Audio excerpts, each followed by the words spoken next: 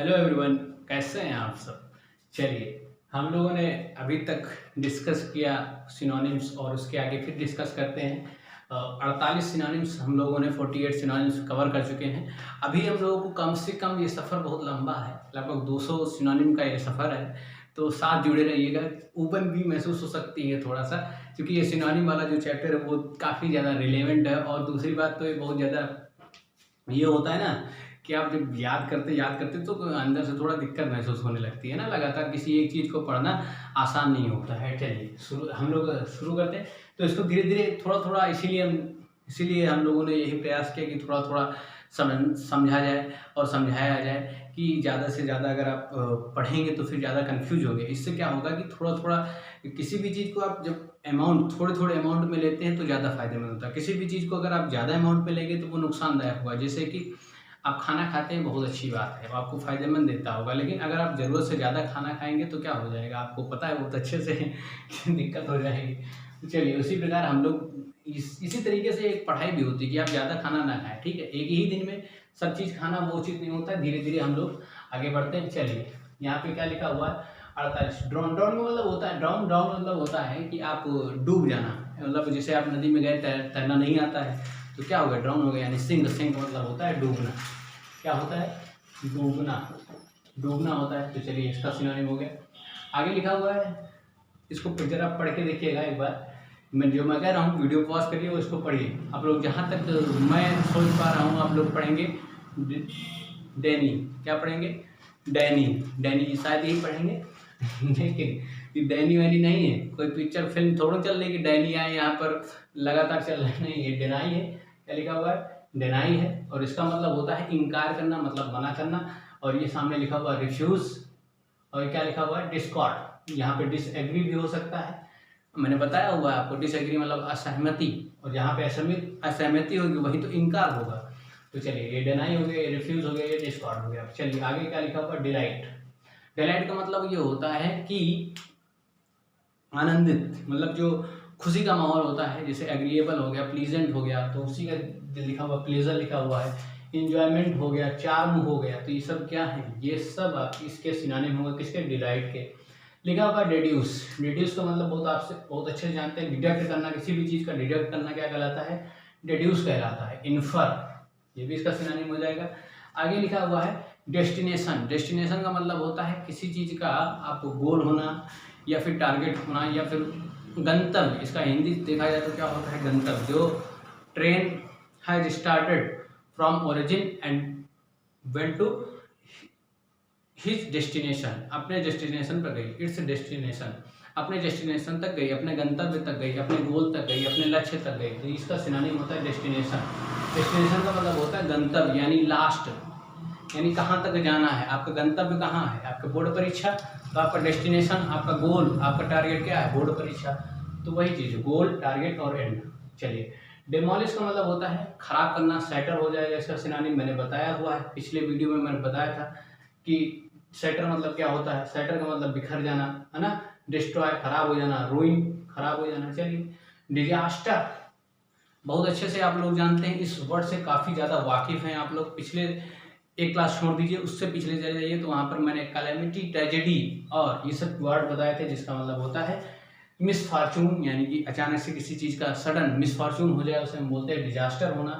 Calamity होना, misfortune होना, tragedy होना, ये सब इसके सिनोनिम हो जाएंगे। ट्रेजेडी लिखा नहीं हुआ है, मैं बोल रहा हूँ पता लगे आप लोग सर यहाँ ट्रेजेडी लिखा ही नहीं और ट्रेजेडी बोले जा रहे हैं, क्या है सर, पागल वागल है क्या? नहीं, तो ये इधर लिखा नहीं हुआ है। डिस्कॉर्ड, डिस्कॉर्ड मतलब अभी आप लोगों ने देखा, इसका मतलब होता है डिनाई, इसका सिनोनिम हो जाएगा। रिफ्यूज आप दो देख ही चुके हैं, लेकिन इसके अलावा डिसएग्रीमेंट हो गया और स्ट्राइक। अभी आप लोगों ने देखा होगा कि अभी आप लोगों ने क्या देखा? रिफ्यूज और डिस्कार्ड देखा, है ना। लेकिन एक नए वर्ड लेकर आए हम, डिसएग्रीमेंट और स्ट्राइक। डिस्कार्ड को डिसएग्रीमेंट और स्ट्राइक लेकर आए। आप लोगों ने पिछले वीडियो में देखा होगा, क्या देखा होगा? मैंने एक वर्ड बताया था, कॉन्फ्लिक्ट। कौन सा वर्ड बताया था? कॉन्फ्लिक्ट। कॉन्फ्लिक्ट पे मैंने स्ट्राइक दिखाया था। क्या लिखवाया था? स्ट्राइक। ये वही स्ट्राइक है, ये वही स्ट्राइक है जिसका मतलब क्या होता है? असहमति। डिस्प्ले, आप किसी भी चीज़ का कहते हैं, इसमें फ़ोन में डिस्प्ले होता है। डिस्प्ले मतलब जो ऊपर वाली चीज़ होती है जो आपको शो करती है यानी दिखाती है।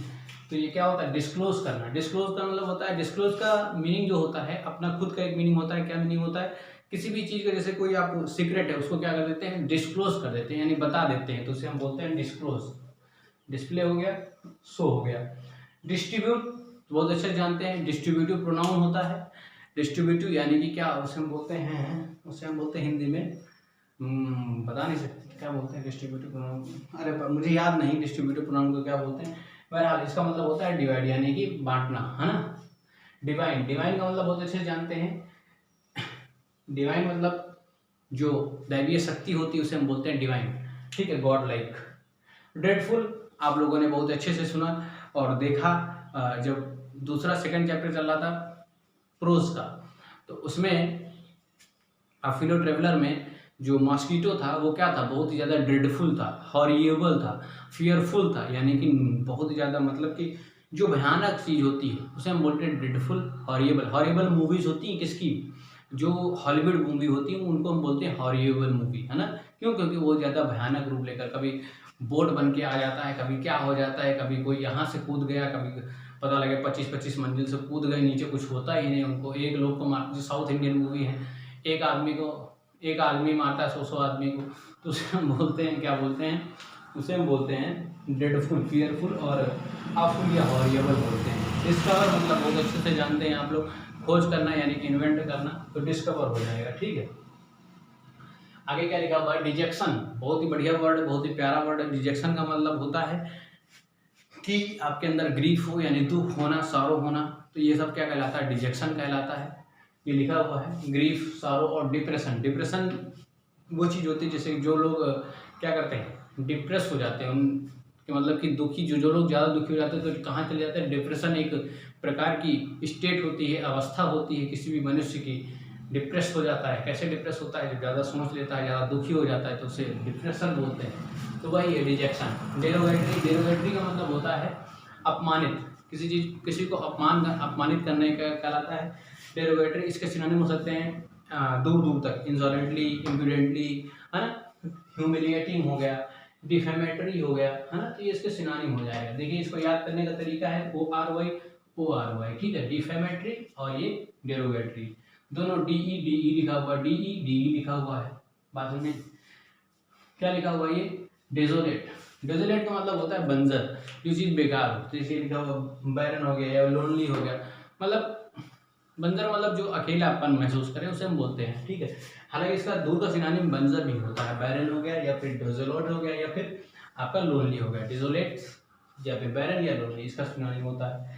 डिवोटी, डिवोटी का मतलब ये होता है जो भक्त होते हैं उन्हें हम लोग कहते हैं डिवोटी।